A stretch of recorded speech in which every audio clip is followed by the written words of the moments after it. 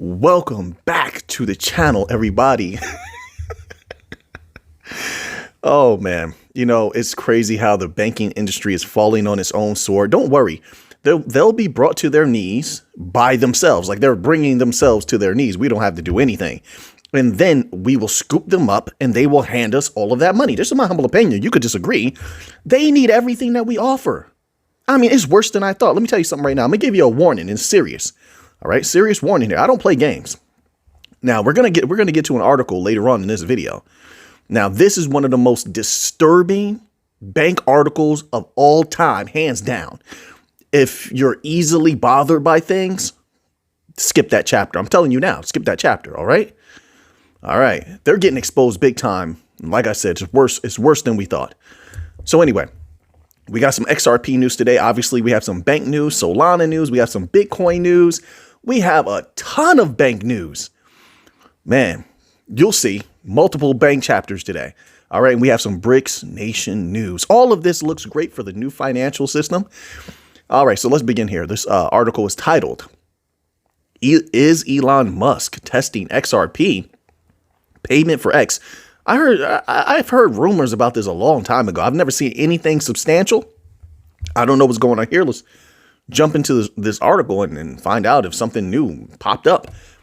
It says here, recently speculation emerged in the XRP community about Elon Musk's social networking platform X supposedly, quote, testing XRP payments. All right.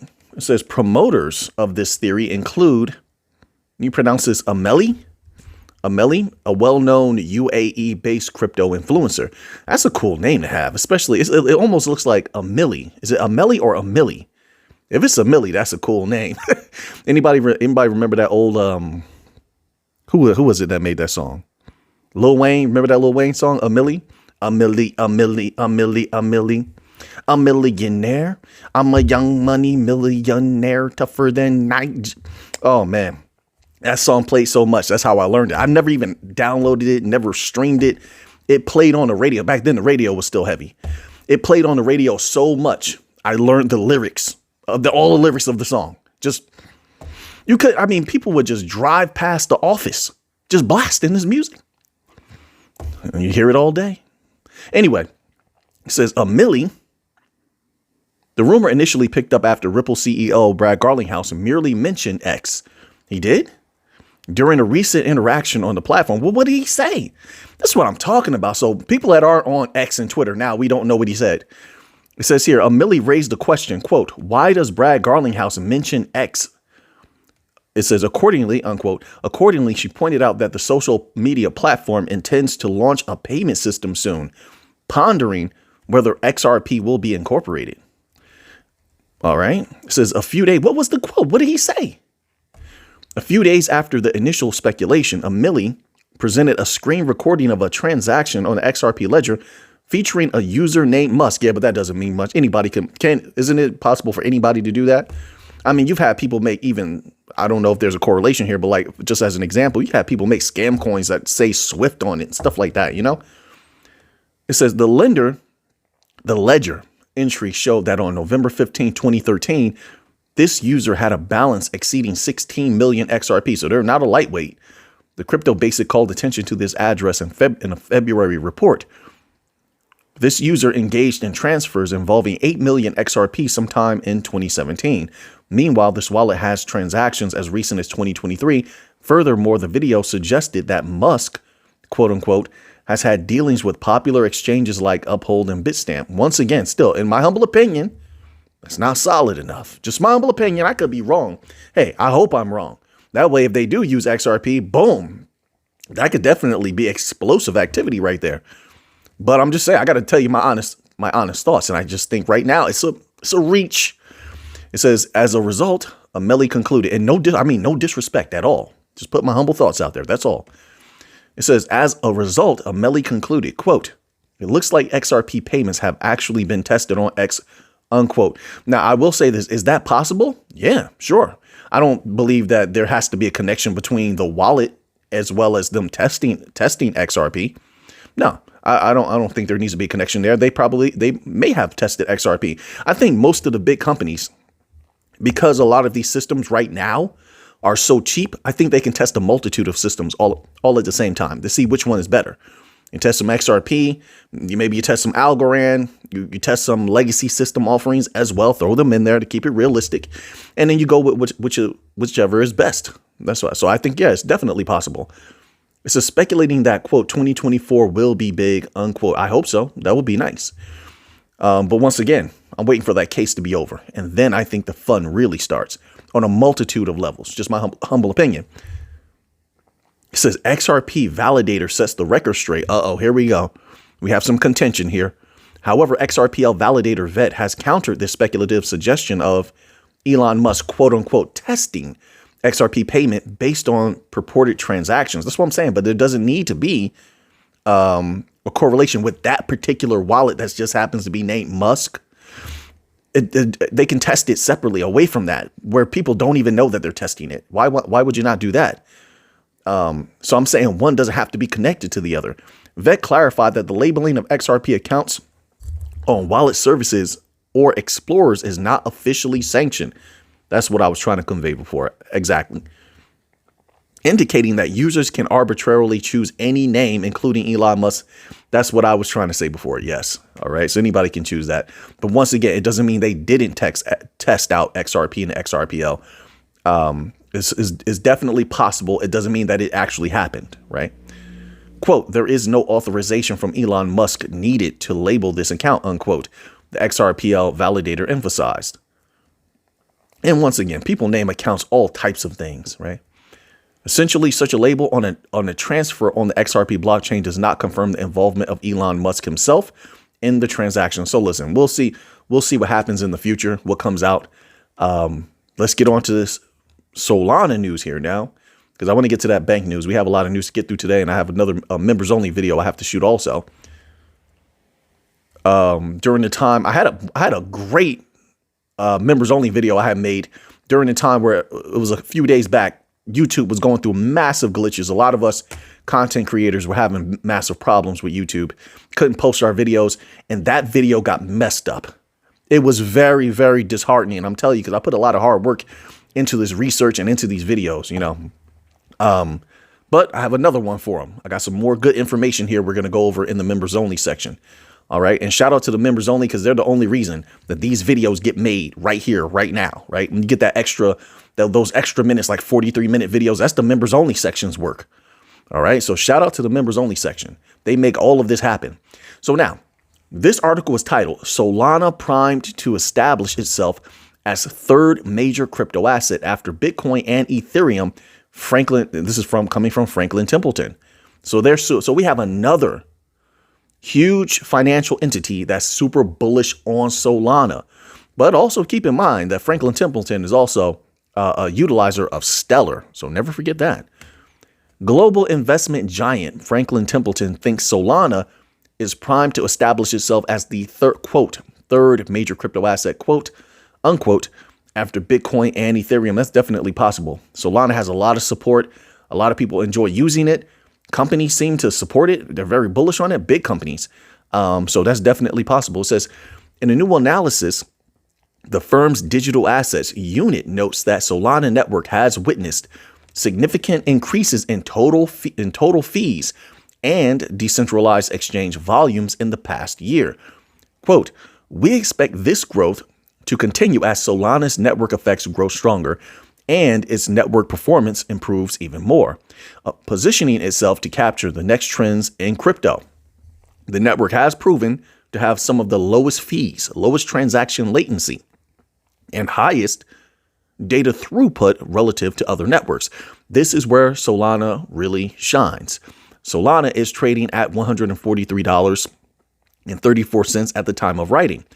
The fifth ranked crypto asset by market cap is up nearly 3% in the past 24 hours, but down more than 22% in the past month. Oh, let me not forget. Let me say a shout out to Matthew showing support every single day. I appreciate that. I will never forget that.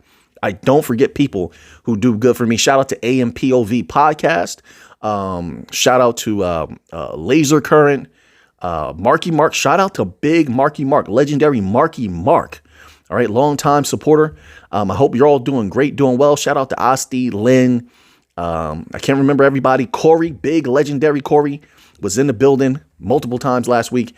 Shout out to Corey. All right. I hope everybody's doing well out there. I'd like to show everybody some love and respect. You never know what's coming tomorrow. So you show people love today. Don't put off for tomorrow what one can do today. That's an old ancient saying. And you should already know by now, I love ancient wisdom. I think I'm not of the mind state that ancient people were these ignorant beings who were much less intelligent than us. And as time went on, we became more intelligent. No, I think there's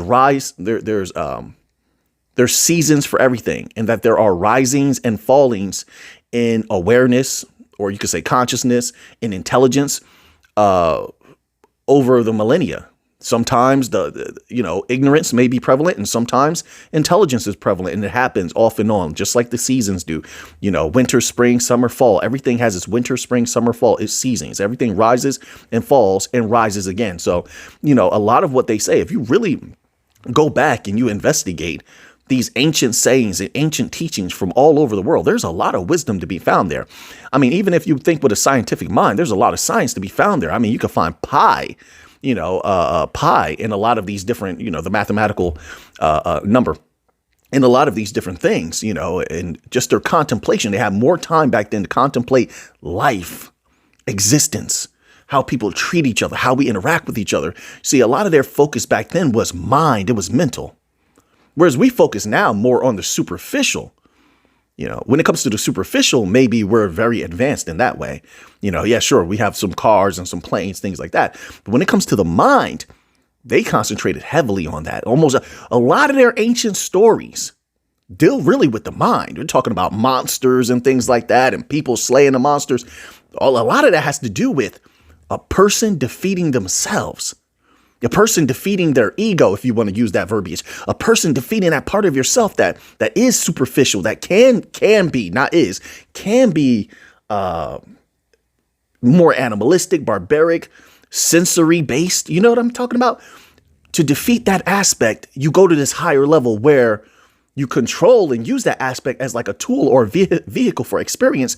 But you yourself, you're making decisions through choice. Now, a lot of things in the world don't have choice. A lot of people don't operate with choice. So then if you don't operate with choice, you're just operating out of nature, which really is no choice at all, right? Nature says you have to do this at this particular time. You have to eat now. You have to drink now. You have to mate or whatever.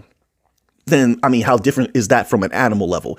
But there's a different level that people, in my humble opinion, and according to a lot of ancients, from my experience also, like I said, there's a different level people can ascend to, go to, but it happens here when you defeat that lower self and control that lower self. It's like, really, if you ask me, it's just my humble opinion, you can skip this if you want to, but if you really ask me, it's like there's a duality to people that's not really a duality, but we're born with the perception of this duality, or rather born with the experience of this duality, where there's there is a lower self and there's a higher self. But here's the thing, when you bring that lower self under control, that lower self that's based off the five senses and it just controls you and it can be rather imbalanced, you bring everything into balance. There's a one, you see that was an illusion. There's a oneness that we're trying to achieve. When you reach that oneness, you're at a completely higher level, where everything is more clear, more calm, better, more good.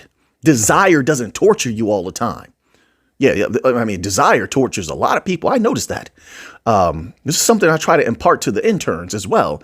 Don't let desire control you. It will destroy you. It will crash you against the rocks of life. So you want to control your mind. But what I'm saying is, let me circle back around. This is why I like a lot of the ancient teachings and sayings. Once again, memento vivere, memento mori. Just those two phrases alone carry power. Remember life, remember death. Memento vivere, memento mori. I think about that every day, right? So, they carry power, wisdom. They help you grow. In a simple phrase from ancient times, you can have 1,000 different meanings. Words are containers for meaning, right? So if words are containers for meaning, how big is that container? Modern day words, they're very small containers. They hold very, very little meaning.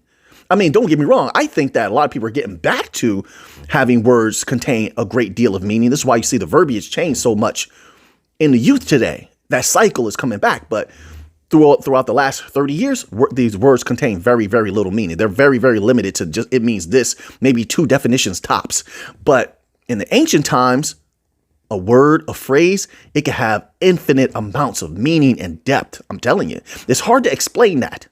But when you start getting into wisdom and learning and expanding intellect, you start to come by the realization of that. Oh, it can mean this, it can mean that. And the whole time it's forcing you to think.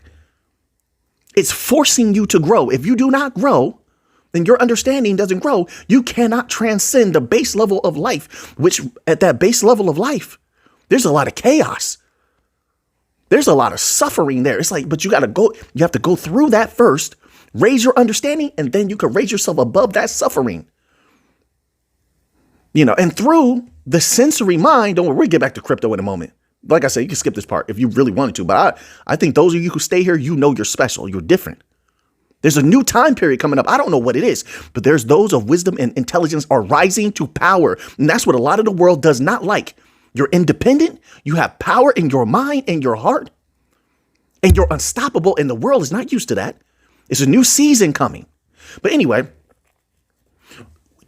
when you grow your understanding and you go above that level of chaos, above that base level, you start to experience peace at that base level because it's controlled by the senses. The senses always draw you towards something, and it's imbalance and it's extreme, right? So you want to eat all this food, then you become unhealthy. Destruction. You're obsessing over this person in a relationship. I see a lot of that these days. Destruction, right? You're going to smother that person, or you're not going to have them around as much. So that's just not natural. That desire, it can lead to chaos, destruction, suffering. Get what I'm saying? You want this particular car, but you pay too much money for it. This house, the lifestyle is too costly. You're broke again. You have millions of dollars. You spent it all on a mansion and some Lambos. You're popping bottles at the clubs. Now you're broke again. That happened to a lot of people in that first bull run. So I hope people learn the lesson when this next one pops off and millionaires are made again. If that does happen, not financial advice. But that desire to impress, that desire for that superficiality, which then in the end only leaves you empty anyway. That car doesn't give you love. That mansion doesn't bring you real love. It doesn't make you.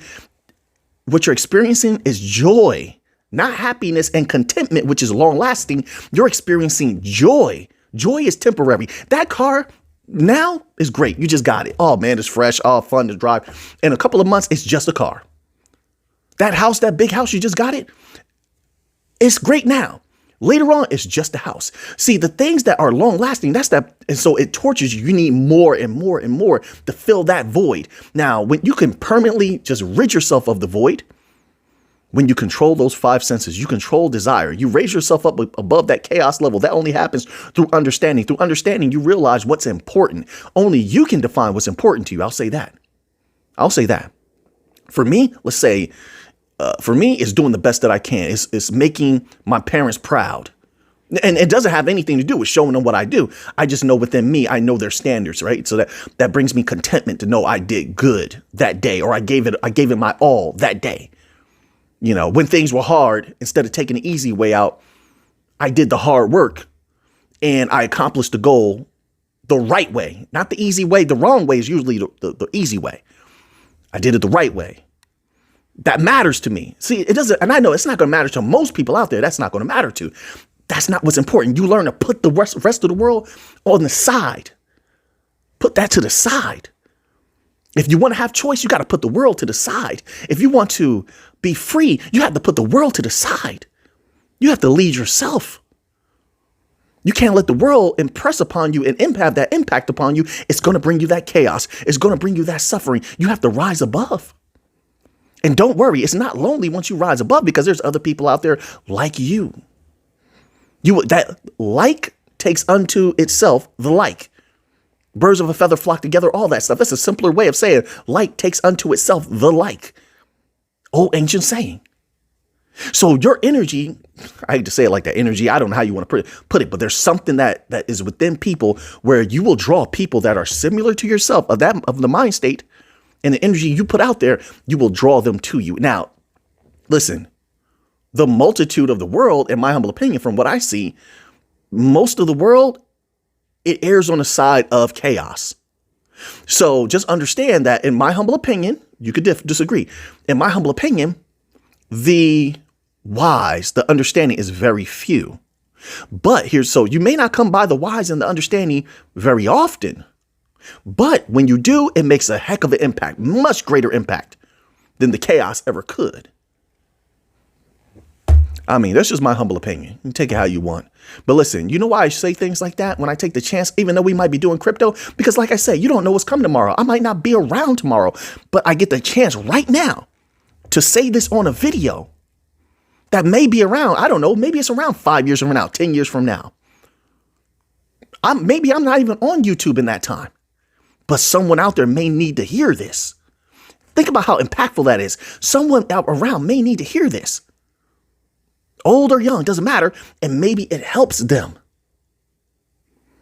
So why put off for tomorrow what I can do today and make that impact today? That's why I say, listen, if there's someone around you, this is not advice, but if someone around you, you want to give them a hug or a kind word, why not? Why not? You'll lose nothing. Trust me, you'll lose nothing. Don't worry about the results. You do it because you wanted to do it. You do it because it was the right thing to do, not because you got something in return, not because there was this desired outcome. Let go of that desire and just do it because it was the right thing to do. Because you chose to do it. You wanted to do that. That takes strength. It's so easy to show hate and anger in this. You see that everywhere. It's very difficult to show kindness, love. That's real strength. That's hard. It's easy to be, oh, I'm angry. That's easy. Everybody does that. Anybody could do that. Child could do that. Children throw temper tantrum. It's real difficult to be like, you know what? That really rubbed me the wrong way. But you know what I'm going to do? I'm going to calm down. I'm going to breathe through my nose. I'm going to breathe out through my mouth because that makes me calm. I'm going to go outside. I'm going to sit in the nice, cool air. Look at the birds as they tweet and eat the seeds off the ground. Let it calm me down. That's what I'm going to do. And I'm going to take that energy and I'm going to change it. The energy, the emotions don't control me. I control the emotions. I'm going to change it. I could change it anytime I want. That's real power. That's real power. It comes from here. It comes from in here. You have what it takes to do it. That's the next level. And over the years, you build on it. It takes a lifetime of work. People, the work never stops. It never stops. The growth, it never stops. All right. So now, let's get back to the crypto now. So now here, there's Franklin Templeton is bullish on Solana. Let's move on. Oh, if this will pop up. This is actually the article, the disturbing article. All right. There's the disturbing bank article. So now, this article is from efinancialcareers.com. All right. I want to put that out there. They're the ones saying this. I'm just reading the article. I'll give you a few of my thoughts. It's titled, "Associate at U.S. Bank Said to Die After Working 120-hour weeks." They worked, allegedly, they worked this person to death. Allegedly. Let's read a little bit of this and I'm going to give my thoughts. Because I want the people to be careful. This doesn't only happen in the banking industry. Let me make that clear. I don't want to just put it on them. And it's not all of them. But a lot of industries are working people to the bone these days. And you have to be careful and look out for yourself. What difference are all those hours going to make and that capital going to make if you're in a casket? It won't make a difference. No one can take that stuff with them when you leave this place. You got to take care of yourself. And you can't let people push you over the edge and destroy you. Sometimes you got to make that tough decision. But it says this. An associate at a U.S. investment bank is understood to have passed away after allegedly working 120-hour weeks on a deal in the financial institutions group FIG sector. Various social media posts claim that the associate concerned had a wife and a child and joined the bank through the veterans program, having previously been a Green Beret. Unsubstantiated social media posts claim that he worked 120 hours a week. And I'm assuming they're saying it like this because obviously you don't want legal problems right now, right? You have to have something more solid.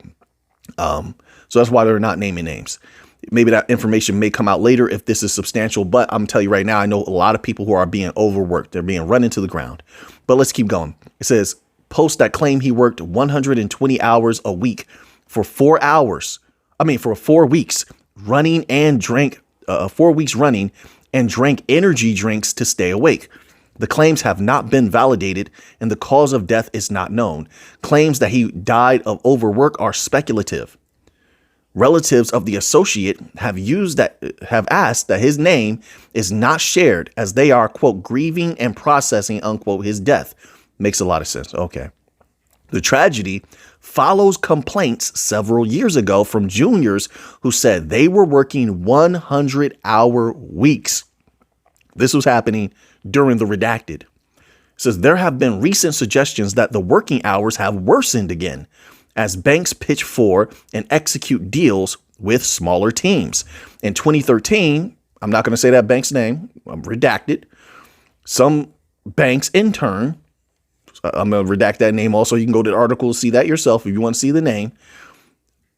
An individual passed away after having an epileptic fit after working long hours. Initial reports suggested that the person had worked 3 days straight without sleeping. Listen, folks, please be careful. Please be careful. You can always find somewhere else to work. I know it's very difficult, but you don't need to risk your health. Be healthy. Be careful. Listen, I don't know if they're still hiring, but a lot of these bank coin companies, they've been ranked very high on how they treat their employees. This is what the articles claim, that they have some of the best treatment for employees. So, hey, man, make some calls. Call Ripple, call Stellar, call Algorand, call anywhere. I don't know, but somewhere that's not going to abuse you like that. All right. And take care of yourselves so you can at least listen. We're not on. I don't believe we're on Earth to be worked like animals to the death. I don't. I can respectfully disagree with you if you have a different opinion. Don't get me wrong. You have to put in some work. Sure. But not like this. Not like what people are being put through right now. And the banking industry and a lot of other industries should be ashamed of themselves, although I know they have no shame. A lot of these people at the top have lost their humanity. They've lost their, I don't know what it is, but there's something that makes you a person and they've lost it. Take care of yourselves, live life. I believe you are here to enjoy the world, to learn, to grow. Enjoyment will come last, but it's very important. But I believe you're here to learn and grow, and enjoying the world also has a lot to do with that growth. You're not here to be worked like this. So I'm just going to leave that there and we're going to move on here. My word, what is going on? All right. So more crazy bank news. I'm not making this up, folks. These are the articles. This is what's happening. This is what's going on. All right. This is another reason why this industry is doing badly and why the new financial system can take it over. I believe that it will take it over. It'll take a little bit of time, but that's just the way these things go. This article is titled $83,000 drained from sorry about that. I almost choked on my saliva. Drained from Wells Fargo accounts in minutes. This is coming from the dailyhodl.com. All right. Customers say bank is rolling their eyes, blaming them, refusing to reimburse them. So I'm not understanding how this happened. So a person named Crocker says she received a text message from the bank asking her to call and verify whether she made 2 transactions. One was $24,000 and another was $10,000. She promptly called the bank and filed an online fraud report and thought everything was fine. So she handled her business. She did what she was supposed to do. So let's get that clear. It says, but a week and a half later, the bank began to blame Crocker, stating that she has initiated $60,000, $60,000 in transactions herself. What? Where's the documentation when she filed the fraud report or when she called them? They say that the calls are recorded, right? All right. So where's the recordings? Like she needs to get legal counsel on this, in my humble opinion. It says here, but a week and a half later, okay, $60,000 in transactions herself, when her login history shows a login from Italy and another from California on the same day. So there's proof right there. I don't trust these banks. I don't care what anyone says. No disrespect. And sure, I know a lot of people have to still deal with the banks. You have to do what you have to do. I'm not here to sway anyone's thoughts or opinion. I just merely speak for myself. That's it. But I don't trust these banks. Not with that much money. I don't. This is why a lot of people are going into money market funds and things like that, CDs, CD accounts.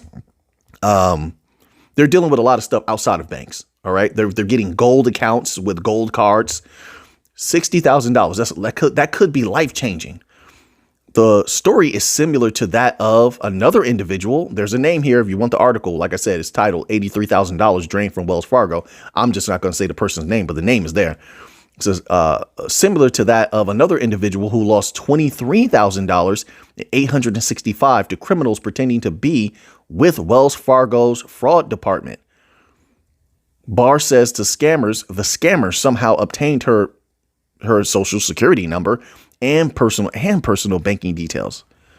That seems a little fishy. I'm going to tell you right now, because we read another article where there were people from a certain bank that's been making headlines lately, and they were employees, and those employees were stealing the money. Wait, now I remember we covered another article where there was a executive that stole millions of dollars from an individual. That's according to the articles. Okay.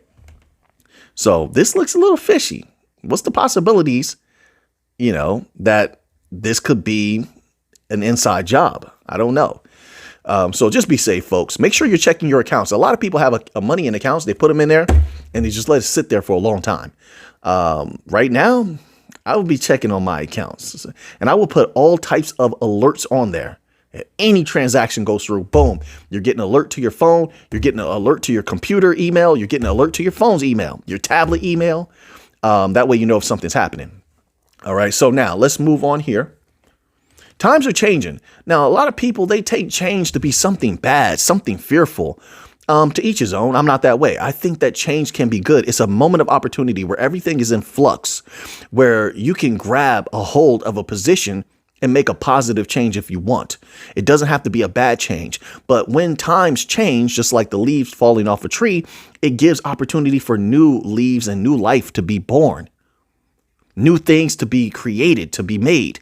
And that's what we're going through right now. It seems to me, in my humble opinion, that this world is going through a dramatic change, where an old age is going away and a new age is being born. If the people, I don't know if they can, if people really wanted to do something good, now's the time. To build something good, now is the time. To free themselves, I think now is the time. Something new is coming. Something old must leave, and something new will fill that void. It's up to us. It can be. What that new thing will be. You have more power than you think. Much more power than you think. But anyway, or maybe you do know.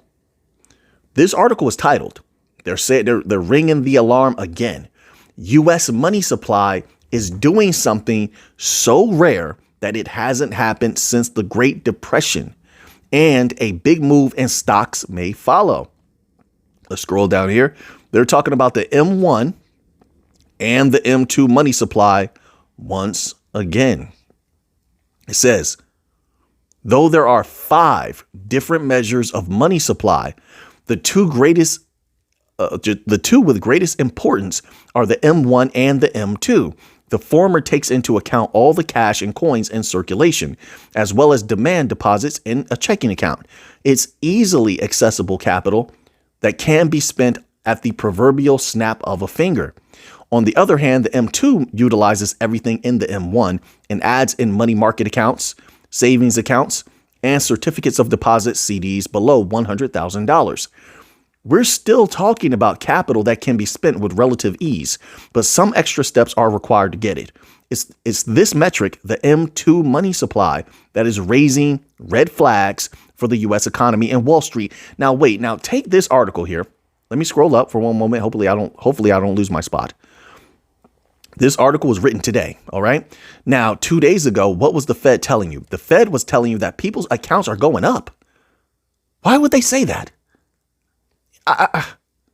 It's mind blowing. Look it up. You can look it up on Google, or some people are using Bing search. The Fed came out and said things were looking good. People's checking accounts and savings accounts were increasing. The M2 money supply does not say that. It says we're still okay. So it says what's interesting about the M2 money supply garnering attention is that it's a metric most economists tend to ignore. It's been steadily rising for so many decades that it's almost taken for granted that the money supply will expand as the U.S. economy grows over time. But in those rare instances throughout history where we've witnessed meaningful declines in the M2 money supply, bad things have followed for the U.S. economy and stocks. This is what I'm talking. This is coming from the Motley Fool, fool.com. They're giving you real numbers. They have real charts on here. And not only that, but this is just a gateway. You can go check the M2 money supply yourself and see that this is factual. So once again, a lot of people approach these things with fear, but this should be an indicator of something to come. And so people can prepare themselves. And so you can continue to live comfortably, take precautionary measures if you feel you need to. It says, based on data from the Board of Governors of the Federal Reserve, the M2 money supply peaked in April 2022 at $21 trillion. As of March 2024, M2 came in at $20 trillion. While this might look like a fairly tame decline of $881 billion spanning roughly 2 years, it represents the first decline. So they gave you an update, March 2024. They gave you an update. It represents the first decline of at least 2%, 2% in the M2 money supply since the Great Depression. It says, let me add a bit of color and context to the data above. This aggregate drop of 4.06% comes after the U.S. money supply expanded by more than 26% on a year-over-year basis during the redacted, that time period. Historically, low interest rates and multiple rounds of fiscal stimulus injected capital directly into the U.S. economy. It's possible that the decline we're witnessing now is simply a reversion to the mean after historic expansion of M2. Furthermore, M2 money supply has actually increased by 0.46% on a year-over-year basis after tumbling in 2023. The rising money supply is something we'd expect to see in a growing economy. More cash and coins are needed to complete an increasing number of transactions. Okay. So I can see where they're getting over that. Maybe that's why they made that statement. But 0.46% increase versus 4.06% aggregate drop. Do the mathematics on that. All right, so it's still down majorly. It says in March 2023, Reventure Consulting CEO Nick Gurley posted that the chart. Okay, so then they have a few charts on there at the top. During the four previous instances of meaningful declines in M2, the U.S. economy fell into a depression. Haven't I been saying that for about a year and a half? We're in a light depression. Yes. So you have people that still are in denial about a recession. Then the Fed is saying, well, there might be a recession coming. Maybe we're not going to have a soft landing. But the real numbers, the M2 money supply, which we know at this time, but we can assume that these numbers are not being manipulated. There's just raw data that they said most people are ignoring anyway. So they don't plan on using that or utilizing these numbers. That every time this reaches that point, the U.S. economy fell into a depression. Okay, well, we've been talking about the M2 money supply and reporting on things like this long before the Motley Fool has been reporting on it. We've been reporting on this since, I believe, last year, maybe August or September. Those videos are still there as verification that we've been covering it that long, which means that we've been long into, possibly, according to the M2 money supply, possibly long into a depression. Which would explain, in my humble opinion, why all the banks and all the big money went crazy on gold. And they're still buying. The central banks are still buying record amounts of gold. I didn't get to report the article yesterday, but China and India, once again, you can look this up. This was a recent article. China and India are still buying record amounts of gold. Gold is a protective asset, folks. That's why a lot of us got into gold a long time ago. That's what I knew gold for. That's why a lot of people that came in with me, that's what we knew gold for, to protect value. I don't think the central banks look at it any different. I think something's coming, something big. What? I don't know. I have ideas, but I think everyone should be ready to protect their value. In my humble opinion, not advice. So now, let's move on here. We'll just do one more article. I took a little longer today than I anticipated. I know I say that every day, but that's always on my mind because people always say something to me. But listen, one thing you can say, no matter what the length of the video, I give you my all. I give you my literal absolute best. How many people do that? You know, yeah, so I give you my best. So now we have another banking. Maybe we should continue with the banking news. You want to do that? We have JPMorgan Chase article. It's not good. We have a Warren Buffett taxes article. That might be light because I already spoke about this before. And I was telling people that because of the deficit, what is the U.S. deficit right now? It's in trillions. Didn't it go above a trillion? Am I remembering that correctly?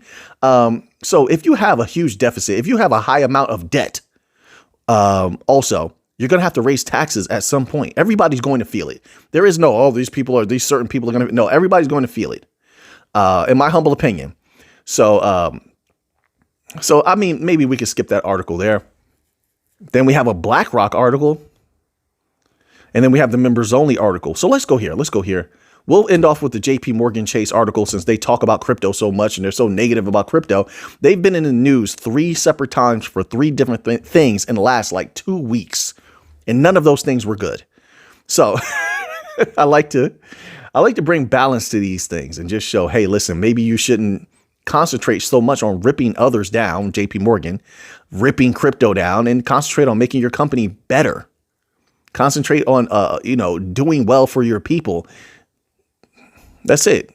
If crypto is bad, if anything is bad, if the banking system is bad, you'll see it fall down on its own. No need to rip anything down. But so anyway, this article is titled, JPMorgan Chase pays $448 million fine. They had to pay a fine to U.S. regulators for failing to monitor billions of trades on banks' global trading venues. This is coming from Rossundschreiben.de. It says JPMorgan Chase will pay a total of $448 billion to U.S. regulators for failing to monitor potential market misconduct on billions of trades in its global trading operations.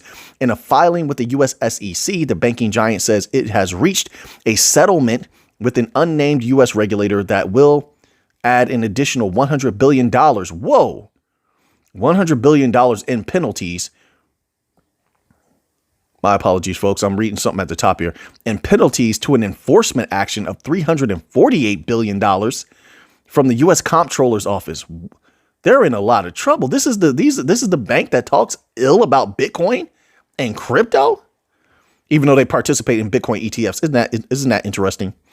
It says here, currency, OCC, and the Federal Reserve Board, the FRB, in March, two regulators accused JP Morgan of engaging in, quote, unsafe and or unsound, unquote, banking practices, saying the lender's corporate and investment banking division has significant gaps in its trade oversight program. So there you have it, folks. Is what the article says. All right. So I'm going to get on to making the members only video. Hopefully I'll see you over there. And now that you have that information, what are you going to do with it? I know what I'm going to do with it. So until next time, everybody, let's get to the money.